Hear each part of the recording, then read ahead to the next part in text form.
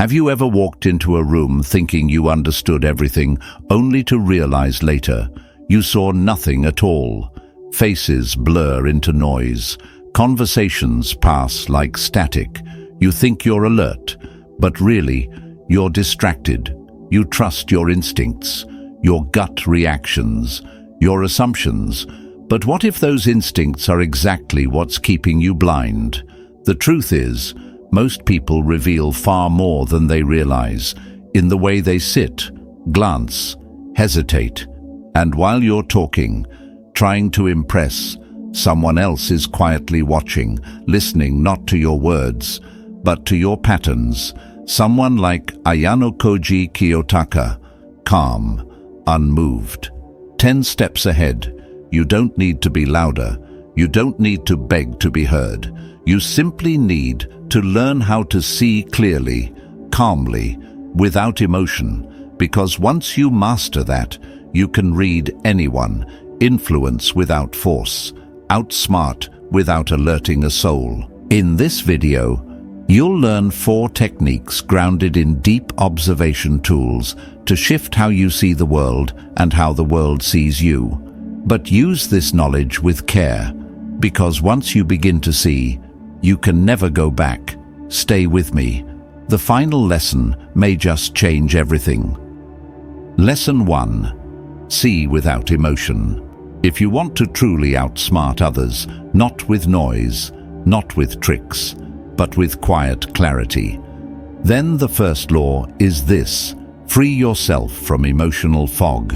Most people walk through life like sleepwalkers, not because they lack intelligence, but because they are slaves to their own reactions. Anger clouds their vision, desire distorts their perception, fear freezes their ability to act. And so they move, not as thinkers, but as reactors. But the Stoics taught something radical. They believed that if you can detach from your emotions, not suppress them, but observe them without being ruled by them, you begin to see people and events with a rare precision that few ever master. Think about a time you were in an argument. You probably don't remember what was said as much as you remember how it made you feel. That emotional fire consumed your attention. You weren't thinking strategically. You were defending, attacking, reacting. But in that moment, you missed the deeper truth. Maybe the other person revealed a hidden insecurity. Maybe they said something worth considering, but you were too caught in your own blaze to notice. Or consider how many people misread social situations because they enter them wanting something: validation, attention, love. When you're focused on getting something from a person, you lose the ability to see them clearly. You only see what your emotions allow. Take Ayanokoji Kiyotaka, not just a character, but an embodiment of psychological clarity. He's not emotionless, he's unshaken. He doesn't jump to conclusions or drown in reactions. He observes, he analyzes, he waits, and in doing so, he uncovers the truth behind people's masks. He knows what the Stoics knew: people lie with their words, but their bodies, their habits, their silences, those things never lie. The question is, can you see them? Let's get practical. Next time you walk into a room, don't rush to participate. Don't try to be liked. Don't even try to impress. Just observe, not with judgment, not with emotion, but with detachment. Observe how people move, who they gravitate toward, who they ignore. Watch how they react when someone else enters the room. If someone cracks a joke, see who they glance at when they laugh. People reveal their alliances and affections through micro-behaviors they don't even realize. But only a calm observer will catch them. Now, here's the resistance your mind will want to label. It'll want to decide who's right, who's wrong, who's attractive, who's not. But all of that is noise. Don't judge. Don't get involved. Just notice. This is the art of becoming mentally untouchable. Because when you don't rush to interpret everything emotionally, you become the one person in the room who actually sees the truth. And yes, At first, this will feel strange. In a society addicted to reaction, your calm detachment will seem robotic. But remember what Epictetus said: "We suffer more often in imagination than in reality." Your discomfort is not a signal to stop. It's a signal that you're breaking the script. You're no longer playing the role they expect of you. You're choosing to see clearly, and that alone puts you 10 steps ahead. This isn't about becoming a cold, calculating machine. It's about reclaiming your mind, because in every interaction, there's more happening than words can convey. When a friend shares a story, listen not just to their words, but to what they're avoiding. When someone compliments you, ask yourself, why now? What do they gain from saying this? Observation is not paranoia, it is perception, sharpened by restraint. That's the Stoic way, not assuming the worst, but being alert to what is. And yes, you will begin to see strange things, patterns of manipulation, cycles of attention-seeking, power games disguised as jokes. People don't usually mean what they say, they mean what they repeat. And when you stop reacting, you'll begin to notice those patterns repeating themselves over and over. Who always interrupts others? Who suddenly grows quiet when someone else is praised? Who changes their tone depending on who's in the room? These are signals, and they only become clear when you refuse to get emotionally entangled. Detachment is not indifference. It is clarity. It's the ability to stand in the middle of chaos and remain calm, like a lighthouse in the storm. The Stoics believed that virtue begins with self-mastery, and self-mastery begins with perception. You cannot control what you do not understand, and you cannot understand what you are too emotional to see. That's why you must train your mind to pause, to breathe, to witness. There is a power in stillness. When you stop talking just to fill space, when you stop reacting just to protect your ego, you become a mystery, and people fear what they cannot read. That fear becomes respect. That respect becomes leverage. And all of it begins with detachment. Now, you might ask, how do I do this without looking like a creep or a ghost? Simple. You stay present, but you hold your energy. You speak when you choose, not when you're baited. You laugh when it's natural, not when it's expected. You look people in the eye, but you don't chase connection. You let the silence grow thick, and you don't flinch. In that space, others begin to reveal themselves. They always do. So the next time you enter a room, don't rush to fit in. Don't rush to feel. Don't rush to judge. Just observe. And remember, your goal isn't to know everything. It's to see what others miss, because they're too busy reacting. Detach from emotions. Watch without wanting. See without needing. That's how you outsmart everyone, without them ever realizing you did. Lesson 2. Step outside your own mind. The hardest person to see clearly is yourself. We all walk through life with a mirror pressed against our face, believing we know who we are, what we sound like, and how others perceive us. But the truth is far more humbling. Most people don't actually dislike you because of what you believe. It's because you don't realize how you come across. You think your emotions are justified, your words rational, your behavior appropriate. But reality isn't shaped by your intentions, it's shaped by your impact. And most of the time, that impact goes unexamined. You believe you're confident, but you rush your words. You think you're strong, but your posture betrays anxiety. You tell yourself you're authentic, but you still laugh at jokes you hate just to blend in. You're not alone in this. It's a blindness that touches nearly everyone. But what sets the wise apart from the unaware is the willingness to observe themselves from the outside. The Stoics believed in constant self-examination. Not the self-indulgent kind where you ruminate on your flaws and wallow in guilt, but the kind that reveals, with piercing clarity, the gap between who you think you are and how you actually move through the world.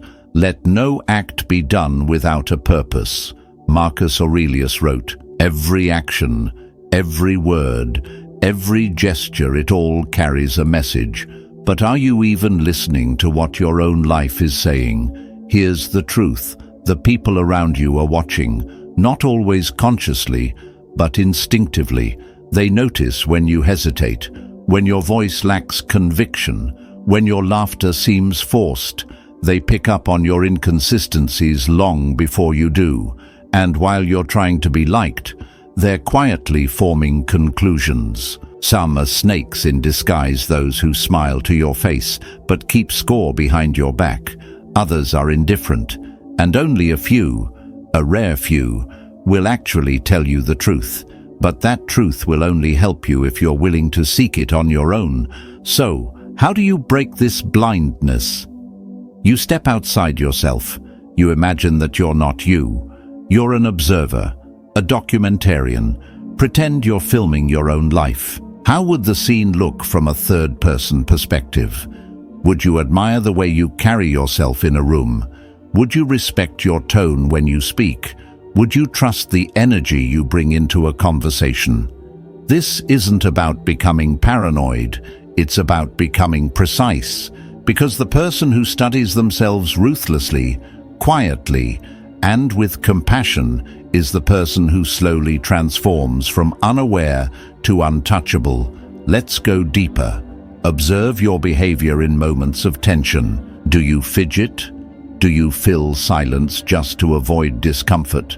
Do you nod too quickly just to escape confrontation? Or do you hold your center, breathe through the discomfort, and speak only when you have something worth saying? These small moments are where your real character is revealed, not in your ambitions, but in your reactions. You don't need to ask people how they see you. Watch yourself, and you'll know. Now here comes the discomfort. You might start noticing things that sting. You'll see how often you smile when you're anxious, how often you agree when you disagree, how often your body betrays a lack of alignment between what you feel and what you express. And it will hit you not softly, but sharply, that you've spent years performing without even knowing it. You've laughed at things you didn't find funny. You've said yes when your soul screamed no, and not because you're weak, but because no one taught you how to see yourself. But here's the opportunity. Once you see it, you can change it. Not overnight, not all at once, but piece by piece. You start showing up a little taller. You speak a little slower. You think before replying. You begin carrying yourself like someone you'd admire in silence. And each of these small corrections becomes a signal to others. Yes, but more importantly, to yourself. A signal that you're no longer lost in your emotions, no longer a puppet of old patterns, but someone walking forward with deliberate presence. The Stoics didn't aim for perfection, they aimed for progress. Better to trip with the feet than with the tongue, said Zeno.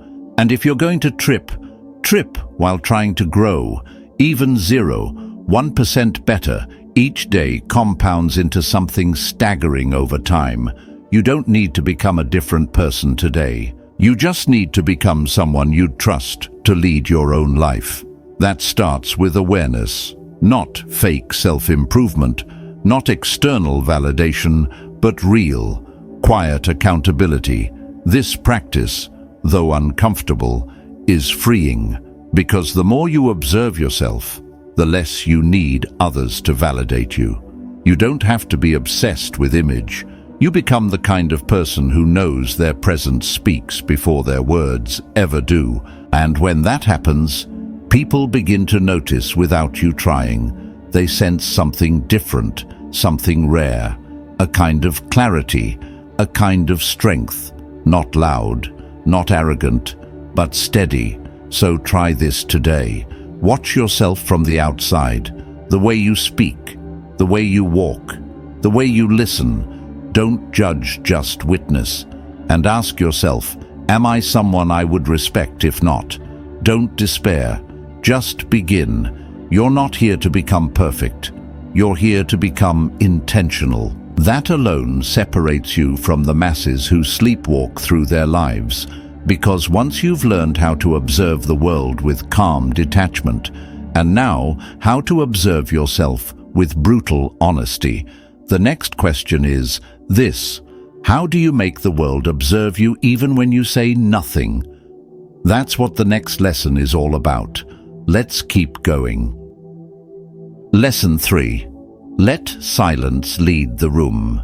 Most people treat silence like a problem, as if it's something to be fixed, filled, or avoided. They fear the pause between words, the space between thoughts, the moment when nothing is said. So what do? They scramble to fill the void, with noise, with nervous laughter, with over-explaining, with words that carry no weight. But here's the truth, that most miss silence, when used with intent, is not a weakness. It's a weapon, a subtle, almost invisible form of control, because the one who is not afraid of silence, who knows how to hold it without flinching, controls the rhythm of every room they enter. The Stoics understood this deeply. To speak less is not to know less, it's to know what matters. Marcus Aurelius once wrote, "If it is not right, do not do it. If it is not true, do not say it." That includes your words. Every time you rush to speak without purpose, you betray your own discipline. You show your need for validation. But when you pause deliberately, confidently, you force the world to lean in. In that pause, power is transferred. You've probably felt this yourself. The tension of a meeting when no one wants to be the first to speak. The weight of a room when someone finishes a sentence and lets it sit. The truth is, the mind rushes to fill a vacuum, and in conversation, silence is that vacuum. When you master the pause, people feel compelled to fill it for better or for worse. In the business world, there's a saying, whoever speaks first loses. It's more than just a tactic. It's psychology. Most people are uncomfortable with unfilled space, and in that discomfort, they reveal things. They speak without filtering. They overcompensate. They admit to things they didn't mean to, all because you had the discipline to stay still, to not react, to not jump in just to feel heard. But here's where the deeper Stoic lesson lies. Silence isn't about manipulation, it's about self-control. You remain calm while others flail. You hold your position while they scramble for footing, not because you're trying to dominate, but because you've trained your mind not to fear stillness. So now ask yourself, in your last conversation, did you rush to fill the space? Did you stumble over your own words, trying to be understood? Did you ramble because you feared the other person's judgment? Or did you pause, breathe, and let your words land with weight? Most people, even smart ones, talk too much. They try to convince, to justify, to explain, but the wise know something else. Presence doesn't need punctuation. It simply is. And when you stop speaking, that presence grows stronger. Here's a simple practice. Next time you speak with someone, especially in a tense or competitive setting, add a 2-second pause before you respond. Just 2 seconds. It will feel like forever. But watch what happens. Their body language shifts. Their eyes move. They become slightly uncomfortable. And then they talk more. They try to fill your silence with their own insecurities, their need to impress, their unfiltered thoughts, all while you remain composed, watching, listening. This is not passivity. This is strategic stillness. The Stoics would call it a form of internal mastery, controlling not just your actions, but your impulses, your desire to jump in, to defend, to correct. All of that is noise, and silence silences the noise. Ayanokoji Kiyotaka embodies this with perfection. He doesn't rush to speak. He doesn't reveal his thoughts prematurely. He allows others to expose themselves while he gathers data, watches patterns, calculates outcomes. His silence is not absence, it's presence, measured, focused, intentional, and you don't have to be a fictional genius to do the same. You just have to unlearn what society has taught you, that loud equals strong, and quiet equals weak. It's the opposite. The loudest are often the most fragile, the quietest, the most prepared. Silence also allows you to observe beyond the surface. When you're not fixated on what you'll say next, you start noticing details, the tremor in someone's voice, the shift in their tone, the inconsistency in their argument. You become a listener, not just to words, but to patterns. And in those patterns, people reveal themselves, what they want, what they fear, what they're hiding, but none of it is visible if you're too busy talking. There's also another gift in silence. It gives your words meaning. Like space between musical notes, pauses create rhythm. If you talk non-stop, people stop listening. But if you speak with precision, punctuated by silence, your words gain gravity. They echo, they sink in, they change the temperature of a room. And not because you yelled, but because you knew exactly when to stop. Now, a warning silence will make people uncomfortable, especially those who thrive on validation or chaos. They will mistake your pause for hesitation. They'll accuse you of being cold, arrogant, or manipulative, but don't let their discomfort make you shrink. That discomfort is your signal that the silence is working. You are breaking patterns. You are shifting power not through aggression, but through restraint. That is the Stoic way, not to overpower, but to outlast. So from now on, use silence like a scalpel, not to wound, but to carve clarity. Don't speak unless your words serve purpose. Let others reveal themselves in the void you create. And trust that your calm presence, your grounded silence, says more than frantic words ever could. You don't need to announce your intelligence. Your stillness will say it for you. You don't need to defend your decisions. Your pause will speak your certainty.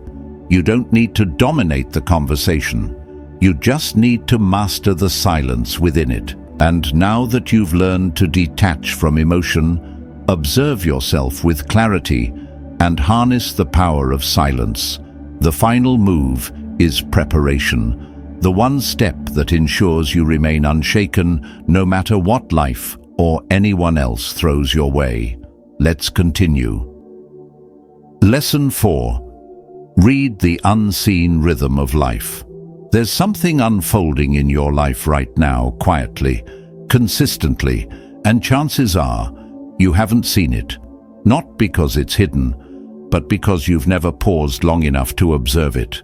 Everything has a pattern, not just nature, not just traffic, but people, their words, behaviors, decisions. They rarely act at random. Once you develop the eye to notice it, you'll realize that the world isn't chaotic. It's predictable for those who pay attention. That's where your advantage lies.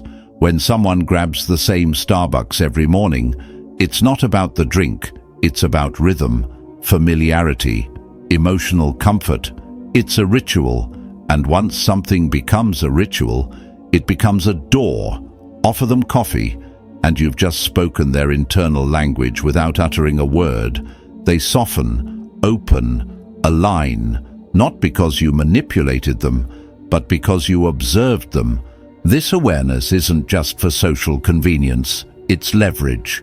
in negotiation. For example, you don't overpower, you observe. Say you're facing someone arrogant, a so-called expert who won't budge. You remember, though, that in a passing moment, he revealed something he always wants to feel, like he's getting the best offer first. So you lean in. You present the deal as a one-time opportunity. First, last, exclusive. And just like that, his ego kicks in, overrides his logic, and the pattern you've quietly noticed becomes the key to winning the game without force. You didn't out-talk him, you out-read him. But understand this, the ability to read patterns isn't just a skill, it's a responsibility. When you begin to see how predictable people really are, it's tempting to manipulate. But the Stoic path reminds us clarity must be tempered by character. Seneca said, "Nothing is more honorable than a grateful heart." In this context, it means use your awareness to lead, not to deceive. Precision must serve principle. There's a popular saying in business, enter the conversation already happening in the customer's mind. But most people are too stuck in their own heads to notice what others are thinking. They react, guess, hope. But those like Ayanokoji, those who stay 3 moves ahead, they don't live in the moment. They see the architecture of every interaction. They notice what's repeated, what's avoided, what's revealed unconsciously. They don't just play the game, they see the board before the pieces even move. To outsmart others without them knowing isn't about being louder or faster. It's about becoming a quiet student of human nature. Every glance, every hesitation, every overreaction, it's all information. And once you learn to decode it, you begin to live in a different world. A world where nothing is truly hidden from the one who knows how to see. This is how you become untouchable, not by fighting harder, but by seeing clearer. While others chase attention, you master awareness. While they panic, you remain composed. And while they react, you observe, anticipate, and act with precision. That's what it means to move through life with quiet power. Not loud, not showy, just steady, deliberate, undeniable. If this message spoke to something deep in you, take a breath and remember, this is just the beginning. Comment silent power if you're ready to carry this mindset into your own life. And if you want more tools to sharpen your mind and move through the world with wisdom, hit subscribe. Your next step is waiting. The next video will take this even deeper. Until then, stay calm, stay sharp, and never underestimate the strength of stillness.